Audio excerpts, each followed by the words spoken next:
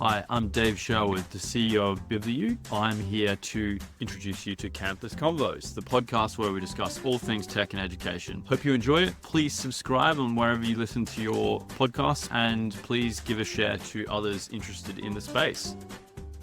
Today, I'd like to welcome the wonderful guest, Shannon, who's currently a non-exec director of Bibliu and previously our chief revenue officer for a number of years, and really helped us scale from a tiny company to where we are today, built the sales and marketing function from scratch. So welcome, Shannon. Thank you, Dave. A couple of questions to kick off with. I touched on your time with Bibliu, but you've been in the field of higher education for many years, and more recently, you're delving into art as an artist. So I'd love to hear a bit more about your background as well. So when I was in school, which was many years ago, I majored in English and got a minor in computer science, primarily because my father was skeptical that I could get a job with an English degree. And so I did some programming classes for that. And when I graduated, I came up with the idea of doing technical writing. And so that's kind of how I got into the tech field as a writer. And then ultimately somebody talked me into going into technical sales. I had no idea what that was. I probably wouldn't have gone into sales per se, but I needed the job. And when I got into sales, I was very good at it. And my income doubled several times in the subsequent years. So I decided to stay in sales. And maybe you can talk a bit about various companies you've worked for over the years as well. I know some time at Adobe and Blackboard. Sure. I first started in the field of desktop publishing and graphic, which kind of aligned with the technical writing. And so I was with small companies, and I was with companies like Linotype Hell, which were pre-press, so selling software and hardware after PostScript had become popular. And then from there, I went into 3D animation and graphics at Elias Wavefront, which was a lot of fun in the entertainment industry. And then I went to Macromedia, which was run by several of the executives that had been at Elias Wavefront. And then I went from there to some other startups where I helped them build some higher education businesses, like the NTI Group. And that was ultimately bought by Blackboard. And then I was recruited by CourseSmart, which was owned by the 5 largest higher education publishers: Pearson, McGraw-Hill, Wiley, Macmillan, and Cengage. And I worked up for a number of years, and then ultimately I came to Bibliu working with you. You've spent so many years in higher education, but like many in the field, it sounds like you kind of came into higher education rather than deliberately sought to be in higher education tech. That is correct. In fact, Macromedia in the late 90s asked me at that time to run their education group. So they decided to retool from a product siloed company into solutions orientation. And they identified the fact that education in general was 30% of their business. And so they wanted to focus on that and asked me to, lead that for them. And so that's how I got into education. And I loved it because the conversation was about how education facilitated learning, which was very interesting to me, much more interesting than having, an IT discussion with a company where it might just be plug and play for IT solutions. For me, it was much more interesting, the social implications and implications for education. It's fascinating. I've only ever worked in sales to higher education. I've not had the experience to sell really outside of that. And I've always made the assumption that the people we're talking to are very friendly, easygoing, fairly easy to speak to, but also, to your point, it's highly motivating to sell something that's going to help in the educational journey. If we look back to the early stages of your career, what were some of the challenges you faced as a woman then, and how did they change over time? Well, I feel like early on, I don't think we as women really thought of it as challenges. It was just we as women getting through our career or life. Certainly, there were things that came up, and if you wanted to succeed, you had to overcome those hurdles. So one example was I had a sales manager for a while who had his favorite young man who worked for him, and they had kind of a paternal relationship. And he wanted to give him some of the customers in my territory, my defined territory. And I was not having none of that. Or he wanted to give him the commissions from a sale. And I felt very certain that the compensation plan was the compensation plan, and he could not do that. And he was very clear that he thought he could do whatever he wanted. And so that was a challenge. Did he do that because I was a woman? Maybe. He may have felt that he could get away with it. And he was older. He would have been my father's age at the time. And also, I feel like, men back then and maybe now have a different sense of boundaries, I think, when it comes to women. And there was one older man from the South, and he would call us sugar. In a way, you might think of that as a term of endearment, right? But on the other hand, it's also derogatory because it's kind of, in a sense, diminishing your position on something. You're not equal, you're sugar. But we were polite and we kind of let him do it. We didn't call him on it. Nobody called him on it. And, one other very clear example I could think of was when I left one of my early on jobs. I was there for a couple of years. It was a small company. The man who ran the company was actually a college professor at school where I'd gone to school, which is why I think he hired me, actually. He was very mean to me when I left. He told me I was a quitter and I was leaving them. It upset me so much. Like I had my tears in my eyes walking out the door. I don't think he would have done that to a man. I really don't. So anyway, those are just a variety of small examples, but there were many. You feel an injustice, but it's a struggle to decide how to react to that because you have your career, you have your sales, you have your reputation, and trying to balance, pushing back on some form of sexism versus doing nothing. And clearly the companies in these cases, it doesn't sound like they were much help or assistance to you. Like the first example, what happened there? This manager wanted to give your part of your territory, your bonus to someone else. You didn't want that. Well, what was the end result there? Definitely he didn't, for whatever reason. Either the sale didn't happen or it just never materialized. But we did have a very heated discussion. No, I was not backing down. I felt like I was right. I mean, in retrospect, I think, maybe I shouldn't have been that intense. But at the time, I didn't think anything of it. Right after we had to go into a customer meeting, and I really honestly felt like we were shooting off like sparks because our conversation had been so intense. And then we had to change our attitude and walk into this customer meeting together. But yeah, I think I might have thought it if he did do that. I really felt it was wrong.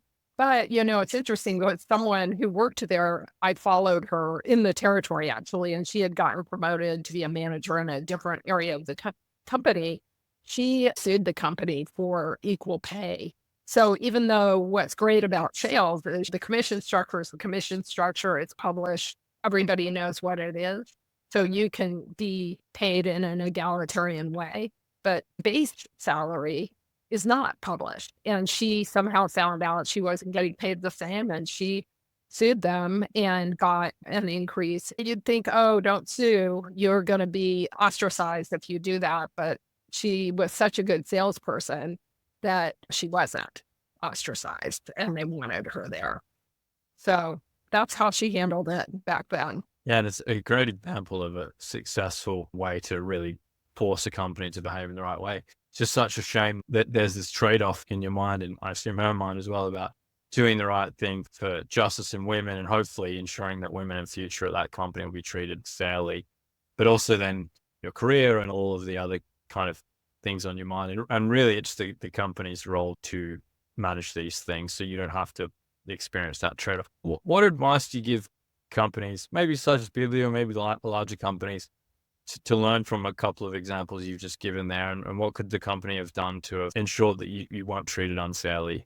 Well, I feel like things have changed a lot, mostly because, the public conversation, right, around equity and around the Me Too movement. And so I think just broader awareness is a positive thing.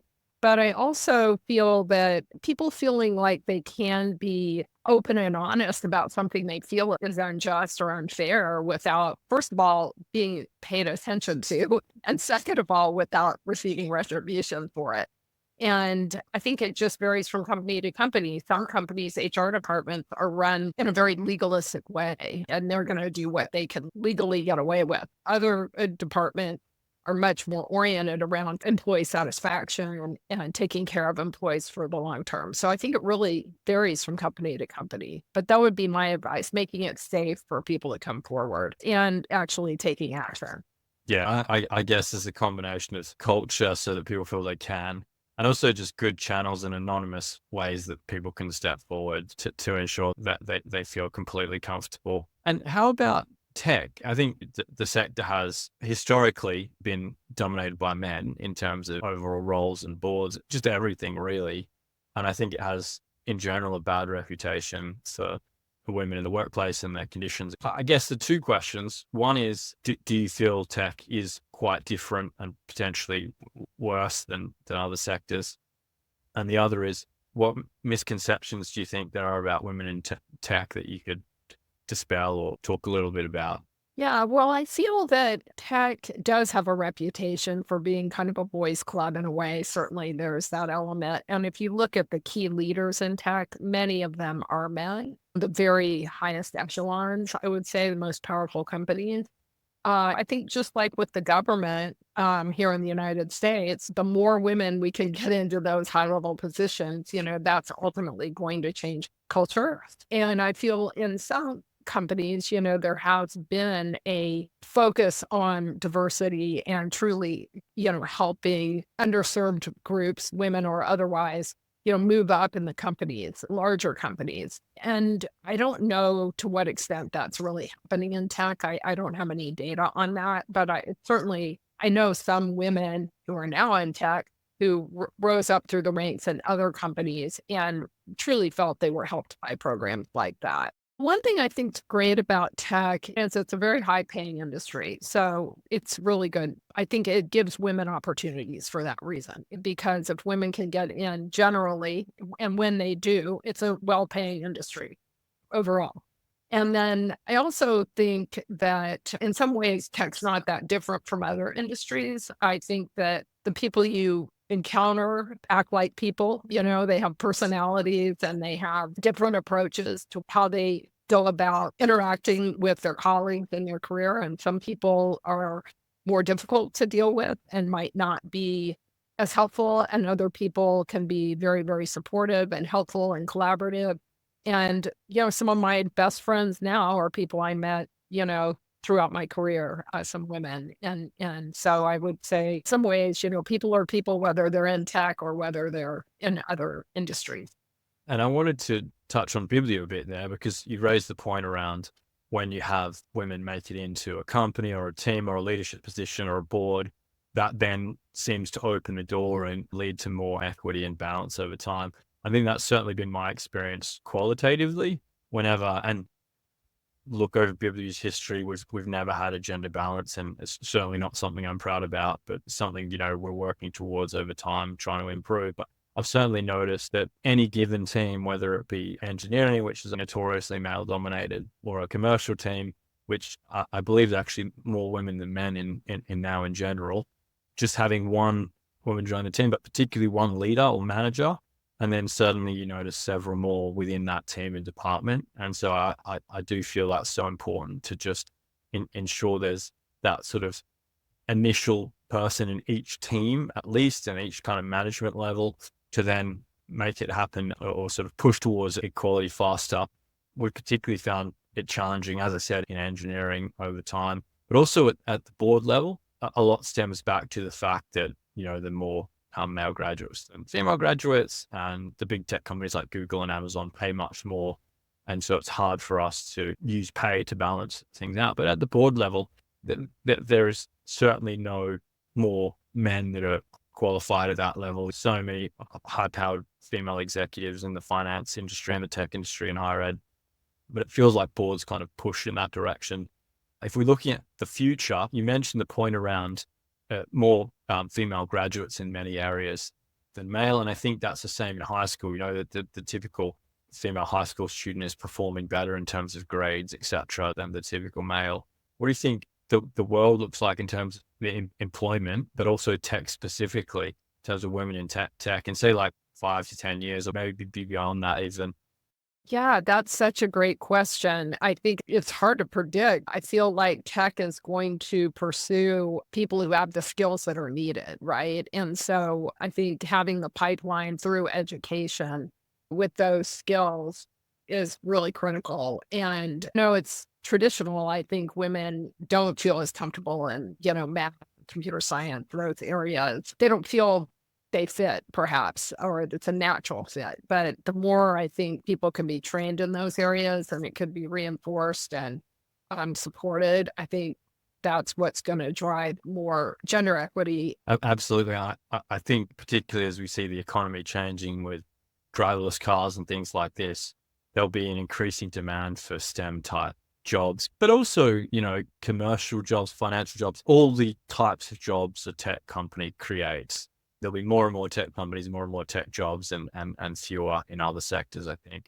Although some people feel AI will do a good job of automating engineering itself, as it can do a quite good job of automating code.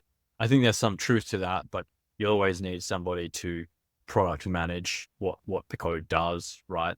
Always is a strong word, but certainly for the foreseeable future, you'll need somebody to architect how the code comes together at a high level, even if they're not writing it, interact with the customer and interface, figure out what they want from the product. So I think there's a lot of area there. But you touched on another interesting point that, like, just being in tech brings a lot of skills, whether that be like financial or technology itself, whether it be like, the fact we use Google Drive and Google Sheets and everything's done kind of live in the cloud, shared, or using the app itself, or talking to an engineer and product manager about some specific piece of the code. But yeah, how does that diversity impact success, results, innovation, bottom line, all of these kind of things? Yeah, going back to the fact that, people are people, I feel like a lot of it has to do with what is the cultural interaction that people have and how do they work together in some sense, regardless of the diversity.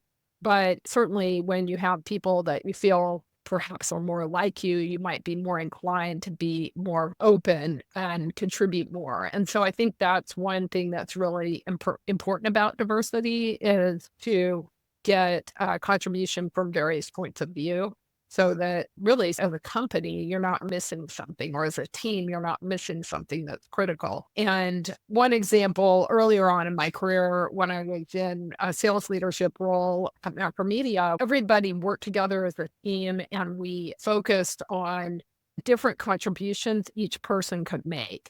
And at that time, the CRO was a woman, and the person leading the particular sales group in education was a man, overarching a variety of the groups. And so I think she actually, the CRO, did a lot of work to create a collaborative environment, inviting sales to marketing meetings. Marketing was invited to understand more about sales, so they weren't working in a silo. And there were just a lot of smart people, and they were respected for their contributions, as opposed to being shut down. In some cases, people might all want to be right. Some people might want to be right and shut down others who want to contribute. And that's not what happened in that environment.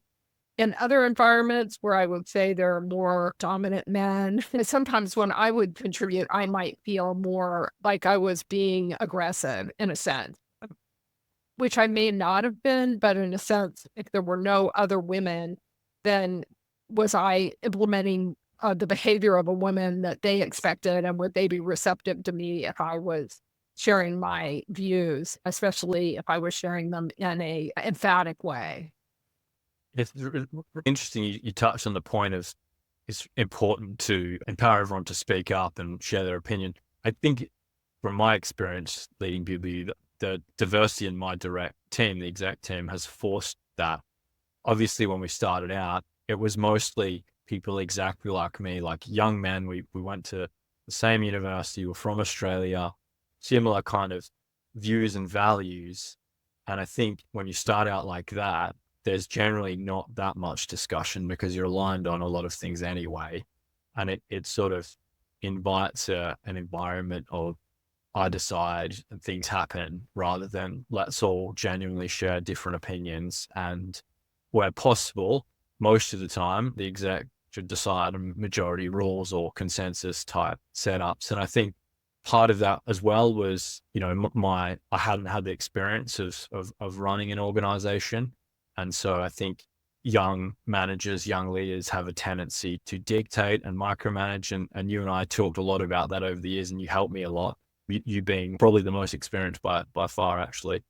And then I think over time, the more diverse the exec got, I felt that whatever kind of groupthink was happening wasn't being accepted by the more diverse members, in the sense they didn't agree necessarily with the viewpoint. And so that kind of led initially to me having to kind of change my style a bit. And I certainly could have done a bit more quickly. But I think where we are now, and when we have exec discussions, I try to, and Jeff Bezos talks about this a bit, I try to make sure going in that people have shared information, that I haven't shared my view or information really. I try to be last to offer a viewpoint. I try to also, even if I disagree with the group, go with consensus almost all the time. Obviously, there are exceptions that any leader or manager needs to make a difficult, unpopular call, but they should use their, political capital and their veto wisely. But yeah, you started that for us, but since we've had other diverse members join and also members that aren't straight and aren't white, it just feels like you kind of have to be a bit more democratic. Like if you're a diverse team, it doesn't work if you're not democratic. Back to the point on success and innovation, I think it's just better that the decisions are better discussed, better researched, better thought out. And ultimately, as is the case when you look at those quiz shows and you ask the audience, if you get enough smart people together, they'll make better decisions in a kind of vote type situation than one single person will. Hopefully, the exec that have been with us a while have felt the benefits of that as well in the broader team. So if we think about maybe BW or other tech companies, what do you think the key things we can do to improve diversity and empower women and other minorities? Well, I feel like that was extremely thoughtful and shows a lot of focused development on your part. Not easy to do, really. Yeah. That's one thing I always felt was so interesting about Bibliu, because there were people from Australia, but also all over Europe and the United States. And one thing that's very interesting about Bibliu as a company is you're headquartered in London. You first were growing in the UK. Then the growth engine for the company is really the United States. So it's very important to have an understanding of the cultural understanding. So, cultural diversity, I think, is really important and part of what makes Bibliu an interesting place to work and a successful company. Yeah, I haven't really touched on that, but you're exactly right. And at points in time, we've had people from South America and Africa working in their home countries as well. Development's not easy. And I think particularly, again, as a young manager, there were times at which you would call me aside, and you always did it in such like a private kind of considered way. And you say, Dave, I feel like I'm being micromanaged here, or I disagree with this. I think my instinct, and this is immaturity at the time, my instinct was to feel, oh, Shannon doesn't like me, or doesn't think I'm a good leader, or she doesn't want to be here, she's creating trouble or whatever. But like, that's all just ego, me thinking about myself. And I think over time, I just got used to it being the case that people had different opinions and not to take it personally. But second, to stop thinking, is this an insult to me, or am I upset, and think about, well, why are they saying this? There's something Shannon must feel strongly about. I feel like you're quite an easygoing person. Feel strongly enough that it will actually have a big difference to either what Shannon's doing or what the team are doing or what we're doing, that I need to listen and consider and invite a broader discussion with the exec about what we should do. So I appreciate that. And development's always hard. But yes, and what do you think we can do better with diversity and empowering women? Well, I feel like one of the things we talked about before, which is to give a safe, open forum for people on situations they feel are not equitable, not giving them the opportunity. And like you said, because diverse people have different points of view, they might see something that might not be readily apparent to otherwise or to other people. And so I think that, having an open forum and truly being open to hearing is important, which you just said you were, but in addition to you, the HR department, which is typically where someone is going to go if they want to share something. But I think as a cultural element, the management team too, just in general. I think this part of what you're describing as far as your personal approach to your executive team would be implementing what I would consider classic facilitation skills, where you're making people feel comfortable that they can speak up, giving them the space and opportunity to speak before they feel a specific point of view is shared, and it's modeling an interest in hearing. And it's not an easy thing to do. And a lot of people aren't trained in facilitation skills. So I would say, truly being trained in that is helpful. Also, like, asking people what they want in their career. What are they looking for, and trying to help them achieve that as well, so they feel like they don't have to go elsewhere. And I think that supports diversity because people feel, by definition, included. But if they get to chart their own path to some degree.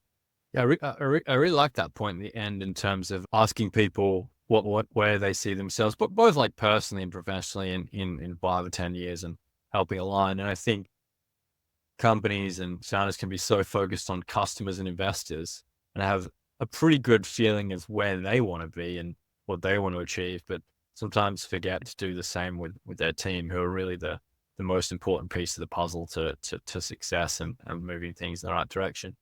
And the other thing I've noticed a lot of, not from you, Shannon, you're a great negotiator and you always stand up for what you feel is right, both in general and for yourself. But generally, I have found over the years, male employees will be very bullish about asking for a lot more pay, or even when they're potentially not deserving of it, they haven't performed particularly well, than female employees.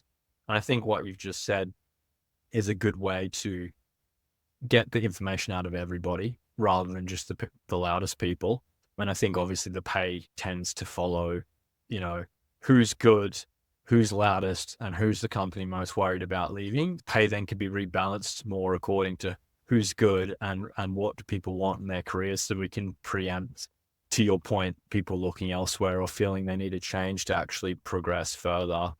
I try to encourage, particularly people I feel may not be going to be bullish about asking for the maximum amount of benefit for themselves, to do that a little bit more, and not just at BW, but in general, and encourage them to be clear about what they want and not feel bad about asking for more than what they think is going to be given to them, or more than what they think is reasonable, because often is the case, people are performing at a really high level and the value that is potentially more than they think it is, or less, as we talked about. So some loud young men often feel that their value is higher than it is. So that's something that we've tried, that the more that can be centrally led by HR and the managers in eking out what people want and what they feel happy with, rather than doing nothing and having the loudest voices kind of get benefited more. In terms of and you might want to reflect on that a bit, of course, but in terms of the final question for you, what are your future goals? What projects are you working on at the moment? Obviously, I touched on the fact that you're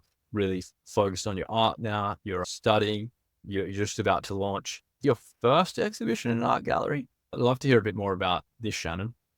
Well, one other comment I wanted to make on what can companies do was mentoring. I think mentoring is one of those topics that gets a lot of lip service in a way, but does it really work? How does it work? And so I was reflecting, I think it's good to have a supportive program where there is mentoring, but I think also to have people gravitate to the people they feel truly inspired by, who can be their mentors, I think is also something to think about, because I'm kind of gravitated to people, and in often cases they've been informal mentors, but they've truly been mentors. And so I think that's something that companies could do, and even have a presentation. It's like there might be a mentoring project, and it could be skill building even. And then the employee could present, what they've achieved in that project. So I think mentoring programs are important, but architected in ways that are truly valuable. I feel I've benefited a lot from mentors over the years, including yourself. You taught me pretty much everything I know about sales and marketing, and also a lot about leadership and management. But something we haven't formalized. I really like that idea. I'm going to have to take that up with the team and see what they think about a more broader mentorship scheme. And as far as my path, well, my passion has always been art, and I felt that would really be an opportunity cost. And so I never did pursue it. And when I had the opportunity to pursue it, I have decided to get a master in fine art. And I'm getting that all online. It's Savannah College of Art and Design, which is a very prominent design school. And in fact, I've been familiar with it. They were a huge customer of ours in various companies where I've worked. And I also was very intrigued with doing online because I've been involved in ed tech and online learning for so long. So it's really fun to be, in a sense, eating my own dog food, if you will, as people say in the tech industry. And so I've enjoyed doing that. I have about a year to go. It's about a 2.5-year program. And I've been doing some studying. There's a lot of reading involved, art theory, philosophy, about how art is actually good for our brains. It's beneficial for people. It's a good balancing thing to do. And I've been focused on trying to obtain a gallery. I have done shows, but now I actually have a gallery that's representing me. And that's been an important goal for me. And that's a big milestone I just accomplished. So yeah, thank you for bringing that up. But I also wanted to say I'm thoroughly enjoying being involved on the BIBLIU board, and I'm so grateful for the opportunity to do that and have really learned a lot from other board members and how they operate on a corporate board. So thank you for that opportunity, and also saying that that's something I would be interested in pursuing. So I kind of have a dual career. I've got the art going on, but I'm still keeping my hat in the ring in the tech world. Great. I think you've added a lot of expertise that was not there, particularly on the sales side. As someone that's just joined a board, you're a natural, really. It felt really seamless. So we're lucky to have you on the board, Shannon. And touching on your art, you obviously have checked out your websites from time to time. I think you've just got a new one that you're putting together. And well, I intended to buy a piece for the office, but you ended up gifting it to me for free, which is very kind. But the piece we've bought for our office actually touches on women in tech and some of your personal experiences. And it's conversation provoking. A number of our staff have asked about it. It's a perfect case of art, not just being like a representation of you and your experiences and how you see the world, but an opportunity to influence change and conversation as well. And that was actually probably the key motivator for picking the topic for this conversation, because we could have talked about the ins and outs of sales or the new rules the Department of Ed's looking at in line with what you and I generally talk about over the years. But I felt, having discussed that recently with you and where you are now with your art, that this would be a great topic. And I'm glad we picked it, because I feel like I've been able to learn some things today and hopefully be able to take some thoughts back to the exec to have a chew over. Shannon, thanks so much for your time today. It's been great having you on. I want to also thank all the listeners for giving us their time, and please do give us a follow or subscribe on Spotify or wherever you're listening to your podcast. We're going to be releasing these at least once a month, potentially more. So keep a lookout for the future episodes. And in Canvas Convos, we'll be covering all topics: tech, higher education, venture capital. So plenty of different guests, perspectives, conversations for the future. So thanks again, Shannon.